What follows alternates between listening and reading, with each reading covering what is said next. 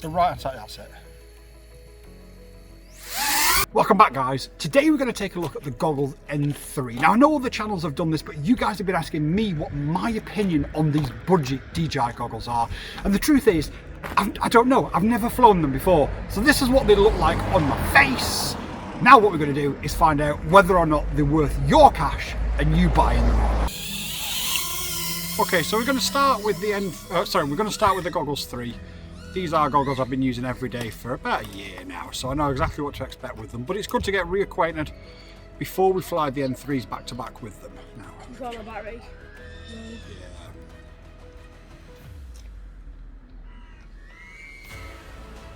So the thing is with these, obviously they're a little bit more discreet on your face. You can adjust each individual eye and the diopter within each individual eye, so you can move the screens left and right, and you can bring them forward and backwards independently. You've got OLED screens in these versus LCD screens in the N3s, but these are a lot more expensive. So the question is, once we've done this flight and warmed ourselves up a little bit, are we going to notice a big difference? That might be my fault. Let's hope it doesn't go in emergency mode. Well, yes.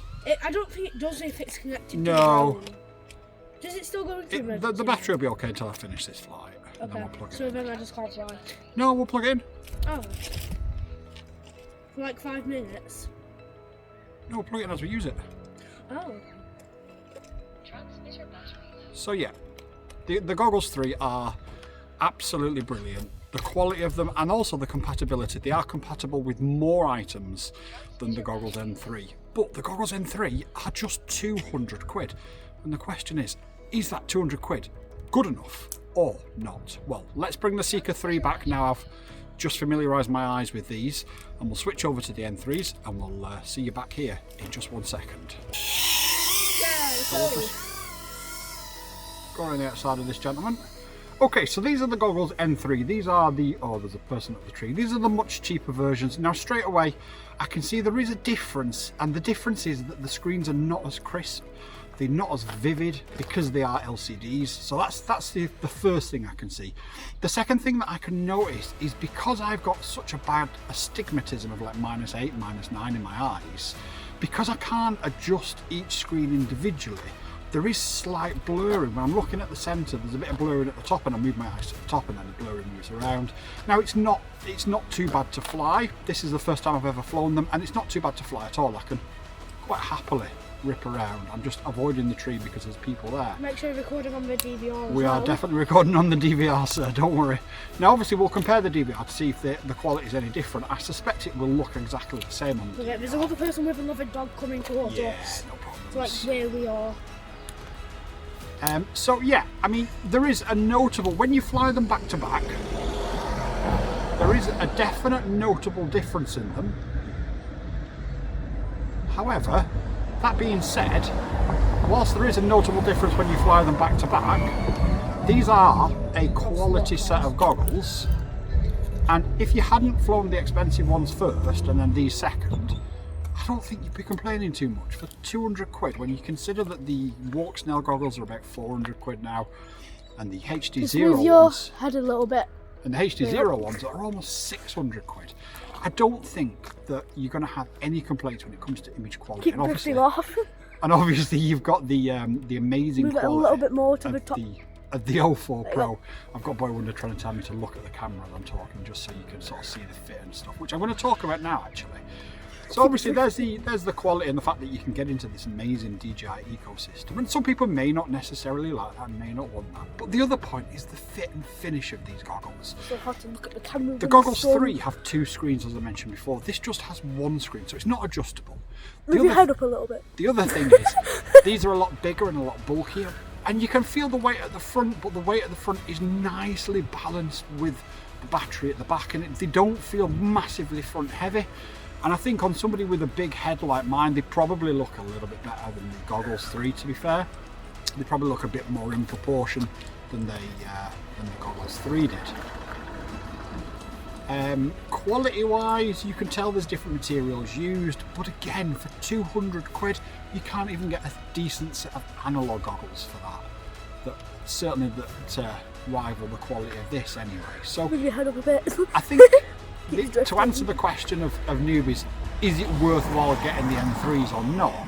Ultimately, if you only intend to fly the O4 and the Avata series and the Neo, I think yes it is. I actually don't think they're that bad. The gap between them isn't massive, but the price is fairly big. So yeah, I don't mind these at all. These are not terrible at all. And now I've got used to the lower quality screen. I've sort of forgot about it. And now I've got used to the now I've got used to the slight blurriness and where to look. It's just like flying the original DJI V1s and V2s. I feel like you still need to get used to keeping your head up. There we go, there we go. Oh, well, that's it's like the DJI V1s and V2s. So I do have an issue, obviously, as you guys know. I've got multiple sclerosis and I've got a fused back and stuff. So standing up straight is really difficult for me. I'm leaning on my crutch whilst trying to talk, whilst trying to fly, whilst also trying to lift my head up for the camera. And trying to make a YouTube video. Apologies if I do drift. But yeah, we're almost at the end of this anyway. But this was the initial back-to-back comparison, and I think my answer is going to be, if you're on a budget, if you want to get into the DJI ecosystem, but you don't want to necessarily drop 500-600 quid on a pair of Goggles 3, yes, the DJI N3s are more than good enough if you accept that you are going to have a slightly reduced image quality, and you're also going to have obviously slightly reduced compatibility issues as well. But apart from that, honestly, I've enjoyed this flight immensely, and there isn't too much to complain about. Because the Seeker's just a lot of fun. The Seeker's amazing. Yeah. The Seeker's absolutely amazing.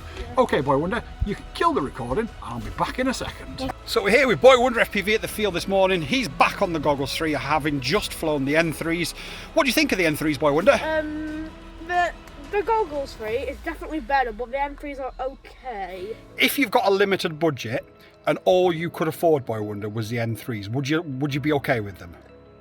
Yeah. Yeah, but you prefer, obviously, you've got the very posh Goggles 3 now, haven't you? So you prefer them ones, don't you? Yeah. All right. Well, you know you can change the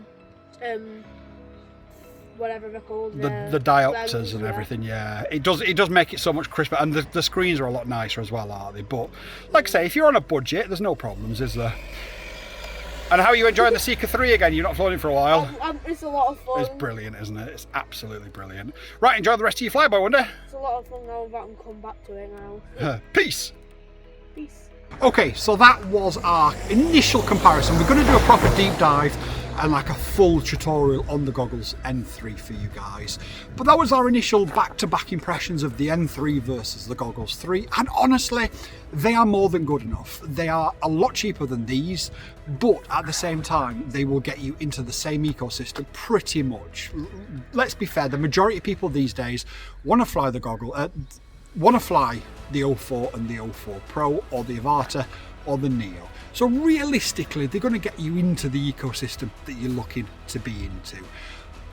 There is a few issues with them, which is why I've got these back on, because these are going to be the ones that ultimately I'm going to continue to wear as my daily driver, if you like. The diopter and the pupil distance adjusters for somebody like me with such bad eyesight is a godsend. It really, really is.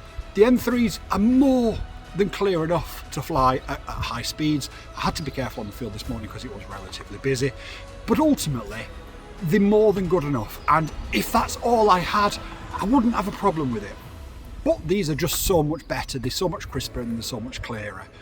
However, if you're worried about, I can't really afford sort of 500-600 quid on a set of Goggles 3, is there any point in me getting the N3s, or are they really just trash? No, they're absolutely fine, provided you accept and you understand that you can't use them on the O3.